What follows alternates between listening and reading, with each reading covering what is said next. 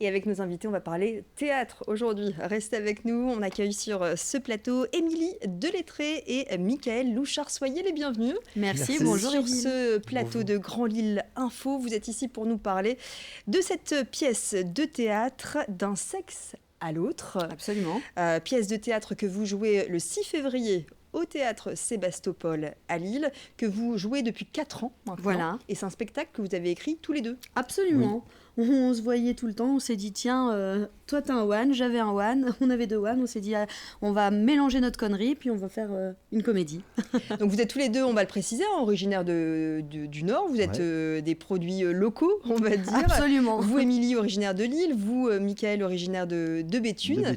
Et là c'est au théâtre Sébastopol que vous produisez. Avant de parler du pitch, c'est une petite pression quand même le Sébasto. Bah oui, forcément c'est une grande salle, c'est une salle fastidieuse à Lille et prestigieuse surtout. Et donc, c'est fastidieux. Non, mais on est super contents. Enfin, moi, c'est un rêve de jouer au Sébastopol. J'avais déjà fait des plateaux en humour là-bas, mais pas sur un spectacle complet. Et puis se retrouver tous les deux sur cette scène, ça va être... ça va être merveilleux, ça va être vraiment chouette. Ouais. Ça va être l'apothéose. D'un sexe à l'autre, c'est l'histoire d'un couple qui, du jour au lendemain, va se retrouver dans la position, l'habit de l'autre, dans le corps de l'autre. Exactement, exactement. Voilà, Clarisse aimerait un peu que Bertrand puisse la comprendre. Elle émet ce vœu qu'il soit dans son corps et le lendemain, il se réveille et effectivement, ils ont changé de corps. Et donc, c'est un peu compliqué d'être une femme dans le corps d'un homme et vice-versa. Et inversement, parce que vous, Mickaël, votre personnage, il est... Je cite, il est égoïste, c'est ça ? Oui, monotache. Et peur de l'engagement. Et peur de l'engagement, comme tous les hommes. Oui, en fait, c'est ça. Et elle est hystérique, reine des verrines. Et fan de post-it. Et fan de post-it. D'accord. Faire des listes. Faut faire des listes. Elle est omnibulée par ça, la checklist quotidienne. Exactement, ça c'est très féminin, mais surtout qu'elle barre plus souvent que lui ne barre les listes finalement. Et alors au final, est-ce que, sans nous raconter bien évidemment trop de choses, on va garder la surprise, mais est-ce que finalement on arrive, Émilie, à se glisser dans la peau d'un homme ? Écoutez, j'ai envie de dire que oui, c'est plus facile de pisser debout quand même. Non mais oui, finalement ils arrivent à comprendre que tout ça n'est pas forcément... c'est assez inné finalement de pouvoir vivre le masculin et le féminin. Voilà. Et puis ce qui était fort aussi dans cette pièce, surtout, c'est qu'on vient tous les deux de l'impro. Et on a fait 10 ans d'improvisation théâtrale à 2, donc on se connaît par cœur. Et de ce fait-là, il y a une vraie complicité. En plus de la pièce, en plus du jeu d'acteur, il y a une vraie complicité et on n'hésite pas à rebondir et à partir en impro. Voilà, parce qu'on sait faire tous les deux et on s'entend super bien sur scène. Donc il y a un vrai plaisir à jouer à 2. Donc il y a effectivement une belle part à l'impro avec un spectacle qui en 4 ans a évolué, du coup. Ouais. Oui, alors on réfléchissait justement, ce matin on nous a posé la question, il y a eu bien 20 versions de ce spectacle, c'est-à-dire qu'il a évolué, on a testé des choses, on a enlevé, on a remplacé. On a eu la chance de jouer au Spotlight de manière très récurrente. Donc on avait souvent des mois de juin ou des mois de septembre complets du mercredi au samedi. Ça nous a permis de rôder, de rebosser, de retravailler. Enfin voilà.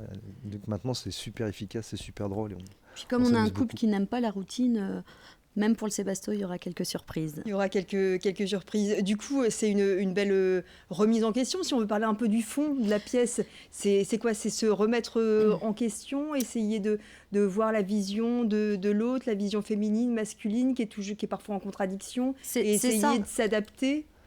En fait, je pense que finalement, c'est assez être homme, c'est assez à ta vie qu'être femme aussi. Donc, c'est juste de comprendre que finalement, si on n'a pas les mêmes priorités, on peut quand même réussir à communiquer. Et c'est un peu le message finalement du spectacle.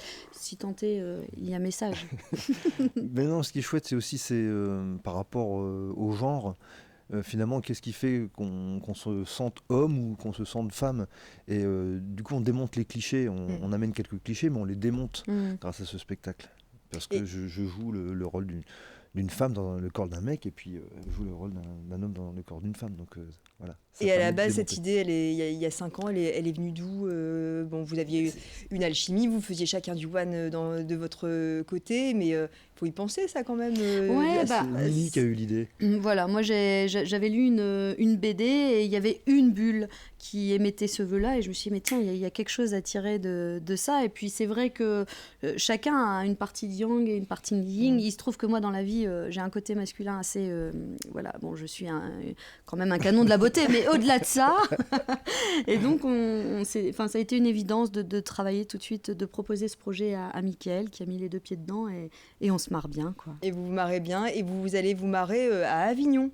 Oui, le festival d'Avignon. Absolument. Ce sera quand on peut Au voir Théâtre Carnot à 19h30. Ça démarre le 3 juillet jusqu'au 27. 23, pardon. Ah, voilà, c'est au mois de juillet. Ça aussi, c'est important de se retrouver dans un festival avec d'autres humoristes. Oui, et puis un public différent aussi. Exactement. Alors, on sort un peu des sentiers battus, même si on a quand même pas mal bougé hors région. Et puis, on a la chance d'avoir une équipe. Maintenant, on est produit avec Vérone. Il y a une équipe derrière nous, et c'est chouette, quoi, de voir qu'on nous fait confiance, et on a envie, et on a envie d'être à la hauteur, et on va bien se marrer. Et du coup, ça veut dire qu'il pourrait y avoir une suite? On a justement eu Broadway au téléphone. Non, il y aura une suite. Il y aura Broadway, ouais. Il y aura certainement Death Sex and Autre 2. Voilà, on est déjà en train de réfléchir au futur projet. Ouais, il peut y avoir un deuxième volet un couple à l'aventure de ce couple. C'est ça. Atypique. On peut parler mariage, on peut parler enfant, on peut parler divorce. Enfin, voilà.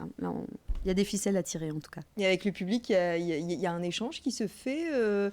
J'imagine qu'il y a beaucoup de couples qui viennent vous voir, qui parfois peuvent se reconnaître, être un peu gênés parfois. On a une série de critiques sur des sites, sur les réseaux sociaux, et souvent le retour, c'est, en dehors que ça soit une pièce hilarante, c'est de dire, mais en plus on se retrouve en tant qu'homme, on se retrouve en tant que femme, et on se retrouve dans les histoires de couple. Complètement, ça parle à tout le monde. Il y a un phénomène d'identification incroyable sur ce spectacle. Des fois, on joue et on entend madame qui dit, t'as vu, je te l'avais dit que t'étais comme ça. C'est exactement ça. Et c'est pour ça qu'on vient vous voir, parce qu'on se reconnaît justement dans vos personnages, Émilie Delettré et Mickaël Louchard. Je rappelle, ça s'appelle donc D'un sexe à l'autre, produit effectivement par Vérone, et ce sera le 6 février au théâtre Sébastopol. À partir de 20h. Parce qu'il y aura une première partie aussi. Voilà. Il y aura une première partie, on sait déjà par qui. Ça reste une surprise. Voilà. Bon, à voir alors. Très bien. Merci beaucoup à vous deux en tout cas. Merci d'être venus sur ce plateau. À très bientôt. Merci beaucoup. Au revoir. Au revoir.